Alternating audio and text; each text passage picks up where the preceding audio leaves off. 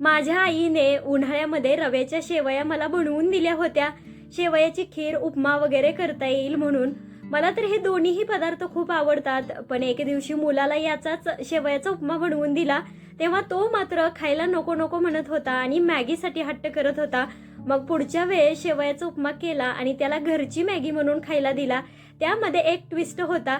तेव्हापासून मात्र तो विकतची मॅगीच विसरून गेलाय. तुमचीही मुलं विसरून जातील मुलांची आवडीची ही मॅगी घरच्या स्टाईलने बनवण्यासाठी व्हिडिओ स्किप न करता शेवटपर्यंत पहा. तर बघा, गॅसवरती आपण सगळ्यात आधी कढई ठेवली आहे आणि त्यामध्ये या रव्याच्या शेवया घातल्या आहेत. आता मंद गॅसवरती आपल्याला 2-3 मिनिटांपर्यंत या छान अशा भाजून घ्यायच्यात. आता मंद गॅसवरती भाजण्याचं कारण म्हणजे या खूप अशा पातळ असतात आणि फुल गॅसवरती जर भाजल्या तर पटकन करपू शकतात. त्यामुळे अगदी कमी आचेवरती सतत असं हलवत या भाजून घ्यायच्या आणि त्यानंतर आपल्याला याची फोडणी करायला घ्यायची आहे. 2-3 मिनिटांमध्ये आपल्या या शेवया इथं भाजून झालेल्या आहेत. एका प्लेटमध्ये काढून बाजूला ठेवूया. याच कढईमध्ये आता तेल घालायचे. साधारण मोठे 2 चमचे इतकं तेल घालूयात. तेल चांगलं गरम झालं का मग थोडीशी मोहरी घालते आणि बारीक असा चिरून घेतलेला लसूणही घालते, अगदी 1 छोटा चमचा. लसणाचा थोडासा रंग बदलला का मग यामध्ये मिरची घालूया चिरलेली. या 2-3 मिरच्या मी अशा बारीक चिरून घेतलेल्या आहेत. तुम्ही तुमच्या मुलांच्या आवडीनुसार कमी जास्त तिखट करू शकता, नाही घातल्या तरीही चालतं. या मिरच्याही हलक्या अशा भाजू द्यायच्या या तेलामध्ये आणि मग आता बारीक चिरून घेतलेला हा कांदा घालते. थोडासा गुलाबी होईपर्यंत हा परतून घेऊयात.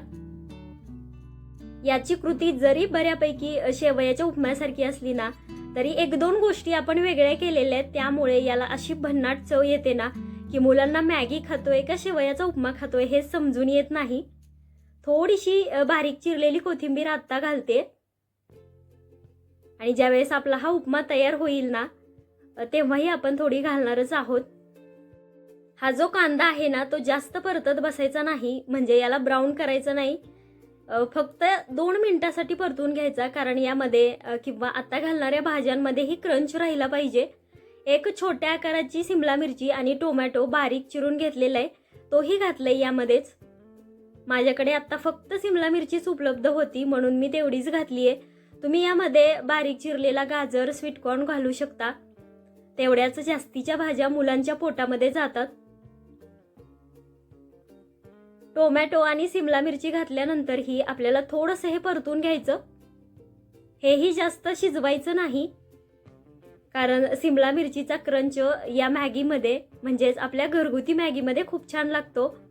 आता यात 1/2 चमचा हळद घातली. चवीप्रमाणे मीठ घालायचे आणि परत एकदा हे व्यवस्थित असं परतून घेणार आहोत. आता आपण नेहमी जेव्हा शेवयाचा उपमा करतो ना तेव्हा त्यामध्ये टोमॅटो, सिमला मिरची घालत नाही.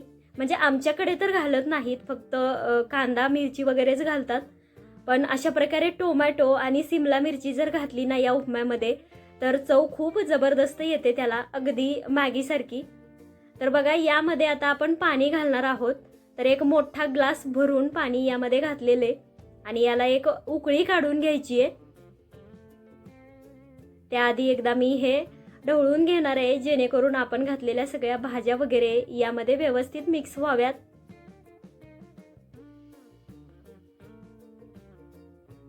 उकळी यायच्या अगोदर यामध्ये शेवया कधीच घालायच्या नाहीत. शेवयाचा उपमा करताना असू द्या किंवा हा पदार्थ करताना असू द्या, आधी या फोडणीला पूर्णपणे खळखळून उकळी येऊ द्यायची आणि त्यानंतर मग यामध्ये शेवया घालायच्या. तर मी तुम्हाला म्हणलं होतं ना आपण एक ट्विस्ट देणार आहोत, तर हाच तो ट्विस्ट आहे. याच्यामध्ये आपण हा मॅगी मसाला घातलाय, म्हणजेच जो मॅगीचा मॅगी मसाला मॅजिक येतो ना तो मसाला यामध्ये घातलेला आहे. एक जो छोटा सॅशे येतो तो 1 चमचाभर इतका तो भरतो. सगळ्यात शेवटी तो मसाला घातला. परत एकदा हे परतून घेतलं आणि आपण भाजून ठेवलेल्या जे शेवया होत्या ना त्या शेवयाही आता घालायच्यात यामध्ये. आता हे सगळं परत एकदा छान असं हलवून घेऊयात आणि झाकण न ठेवताच 1-2 मिनिट असं शिजू द्यायचंय. त्यानंतर मग झाकण ठेवायचं. कारण काय होतं, याच्यामध्ये आपण पाणी जास्तीचं घातलेलं आहे आणि लगेचच झाकण ठेवलं तर मग ते पाणी असं फसफसून वर येतं. बघा 1-2 मिनिट मध्यम गॅसवरती मी शिजू दिलं आणि आता यावरती झाकण ठेवायचंय आणि 5 मिनिटासाठी मंद गॅसवरती आपल्याला हे शिजू द्यायचंय. 5 मिनिटं झाल्यानंतर मग हे उघडून बघायचं.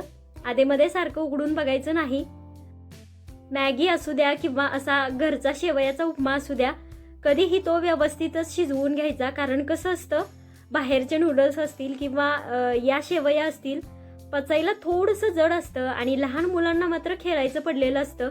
व्यवस्थितरित्या चावून लक्ष देऊन ते खात नाहीत. त्यामुळे थोडंफार कच्चं असलेलं जर त्यांच्या पोटात गेलं तर मग ते पचायला जड जाऊ शकतं आणि त्यांना त्रास होऊ शकतो. म्हणूनच कधीही असे पदार्थ करताना ते व्यवस्थित असे शिजवून घ्यायचे. म्हणजे जरी मुलांनी काही गडबडीमध्ये खाल्लं तरीही त्यांना काही पोटाचा प्रॉब्लेम होणार नाही. तर इथंही आपली घरच्या स्टाईलची मॅगी बनवून तयार झालेली आहे. अजिबात गिल्ट न करता आपण मुलांनाही पोटभर खायला देऊ शकतो. कारण रव्याच्या शेवयापासून बनवले, याच्यामध्ये भाज्याही वापरलेल्या आहेत आणि मुलं आवडीने खाणारच, त्यामध्ये काही विषयच नाही. कारण याची चवही तितकीच भन्नाट लागते. माझ्या मुलाचं तर हे फेवरेट आहे. त्यामुळं पुढच्या वेळेस तुमची मुलं जेव्हा मॅगी मागतील त्यावेळेस हे नक्कीच करून द्या. आणि शाळेचा डब्बा सिरीजचा पुढचा आपला शेवटचा एपिसोड पाहण्यासाठी चॅनलला सबस्क्राईब करा. धन्यवाद.